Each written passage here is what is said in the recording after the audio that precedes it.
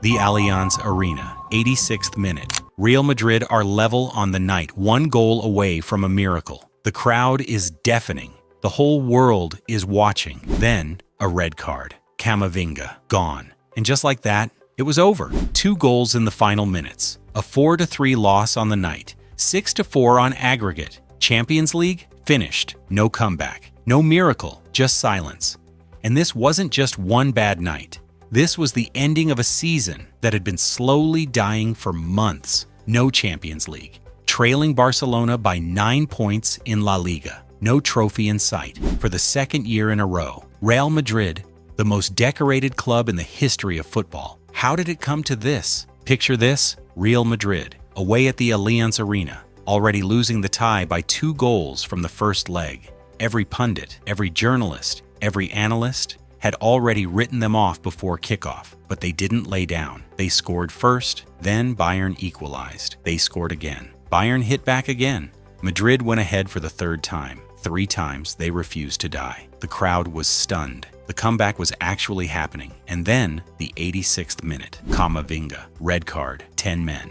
In that single moment, everything collapsed. Not just the match, the whole season, summed up in one cruel gut punch of a moment. So close, and then gone. Bayern scored twice in the dying minutes. 4-3 on the night, 6-4 on aggregate. Champions League over.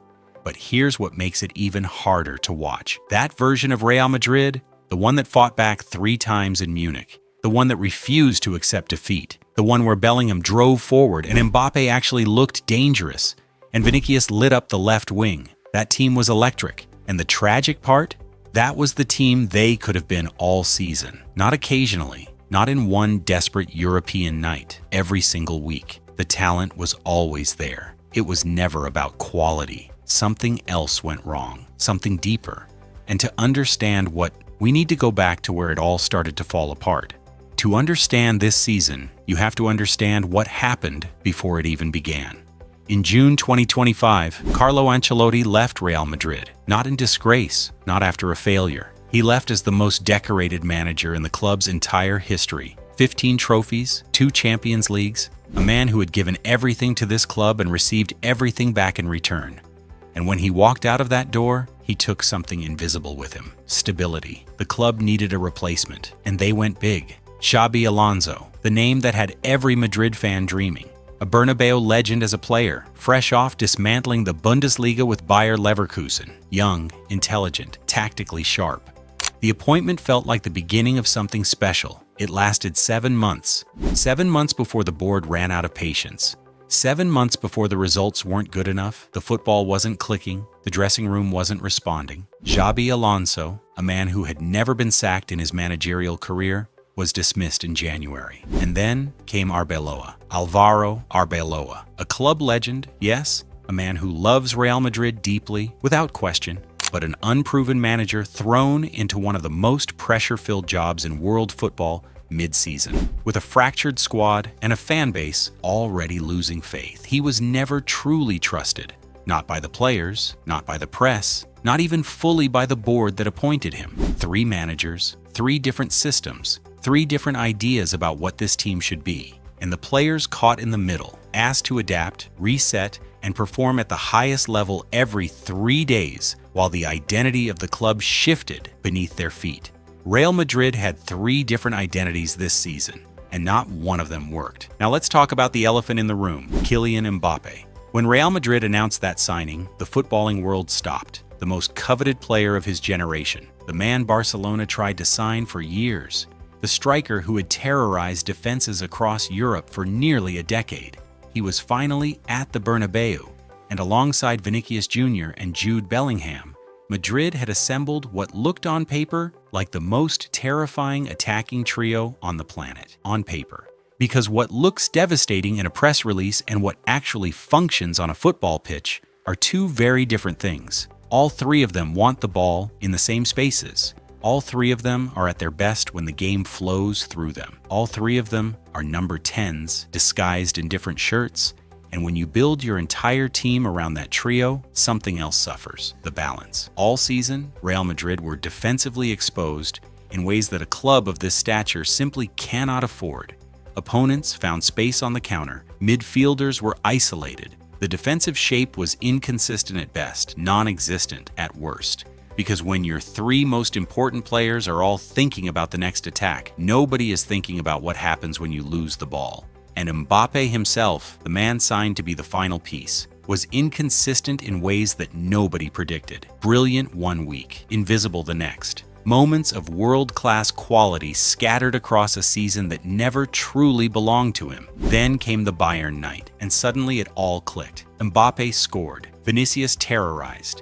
Bellingham drove forward with everything he had. For 85 minutes, the Holy Trinity finally looked holy. So why only then? Why only when their season was already over? Because pressure reveals potential. It doesn't create consistency. You cannot build a team around three number 10s and then wonder why it doesn't work. But tactics and managers only tell half the story. The other half came in a single moment that cameras caught after the final whistle in Munich. Vinícius Jr. and Jude Bellingham, two of Real Madrid's highest paid, most important players, standing on the pitch arguing. Bellingham frustrated after not receiving a pass. Vinicius turning to him and saying plainly and without hesitation, "What do you want? What do you want? Shut your mouth." Now in isolation, you could dismiss it. Emotions run high. It was a brutal night. These things happen in football. But this wasn't isolation. This was the end of a season-long pattern of a squad that never truly felt unified. No clear leader in the dressing room, no Sergio Ramos figure demanding standards, no Modric quietly holding everything together. Just a collection of elite individuals, each brilliant, each proud, each pulling in slightly different directions. A team is not 11 talented players sharing a jersey. A team is 11 people who trust each other enough to sacrifice for one another. And whatever was happening inside that Real Madrid dressing room this season, it wasn't that. When your biggest stars are arguing on the most important night of your season, that is not a tactical problem, that is not a manager problem, that is a culture problem. And culture problems are the hardest of all to fix. And while all of this was unfolding, the manager changes, the dressing room tension, the tactical chaos, La Liga was quietly slipping away too, not dramatically, not in one catastrophic night like Munich, slowly, painfully, match by match, a draw here that should have been 3 points, a loss away from home that had no business happening, a performance so flat and lifeless that you found yourself questioning whether these were the same players who had won the Champions League just 2 years ago. 9 points behind Barcelona, with only a handful of games remaining. Barcelona, who themselves had a complicated season in Europe, are now on the verge of back-to-back La Liga titles. Calm, structured, consistent. Everything Real Madrid were not, and that word, consistency, is what defines this entire league campaign. Madrid were capable of brilliance, the win against Atletico, moments where the Bernabeu roared and the old magic flickered back to life. But for every great performance, there was an inexplicable collapse waiting right behind it. A club cannot survive on moments. It needs a foundation. Real Madrid had neither this season. The Champions League exit will dominate the headlines. The Bayern night will be replayed and debated for months. But the Champions League? That was one bad quarter-final. La Liga is 38 matches, a full season of evidence, and the evidence is damning. UCL exit hurts, but La Liga, 9 points behind, title gone. That is where the real story of this season lives. So where does Real Madrid go from here? That word keeps appearing in the Spanish press. In the headlines of AS, Marca, every major outlet covering the fallout of this season. Revolution, revolution. And for once, it doesn't feel like an exaggeration. The manager search is already underway. Jurgen Klopp, Didier Deschamps, Julian Nagelsmann. Names that would have seemed unlikely at the Bernabeu just 12 months ago are now being discussed seriously, openly, urgently. Because Florentino Perez knows, better than anyone, that what this club has right now is not working. And it hasn't been working for 2 full seasons. The transfer window will be the biggest Real Madrid have had in years. 6 signings reportedly planned. A defensive rebuild, a new midfielder, someone in the mold of Modric, a player who can actually organize and control a game rather than just attack in waves. And then there are the Vinicius rumors. PSG, Liverpool, Manchester City, intermediaries contacting clubs, A player who has been the heartbeat of this team for years, possibly leaving. If that happens, this truly becomes a new era, not a refresh, a rebuild from the ground up, because that is the reality of where Real Madrid stand today. This is not just a bad season to forget and move on from. This is not a blip. The era that began with Ancelotti lifting that 15th Champions League, the era of Vinicius, of Modric's farewell, of Mbappe's arrival, that era is over. What comes next, Mark, nobody knows yet. But one thing is certain. Real Madrid will not stay broken for long. They never do. Real Madrid have been here before.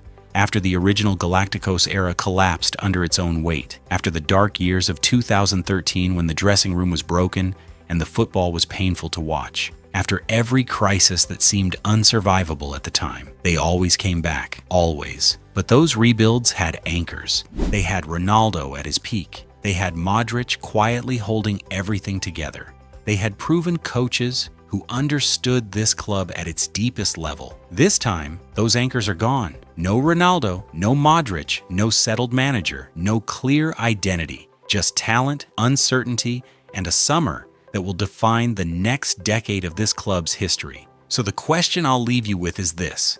Is what we're witnessing right now the beginning of Real Madrid's darkest decade? Or is this simply the calm, the necessary, painful, humbling calm before the next great dynasty rises from the Bernabeu? Let me know what you think in the comments below. And if you want to be here when we break down exactly who Real Madrid should sign this summer and which manager can actually fix all of this, make sure you're subscribed. That video is coming very soon.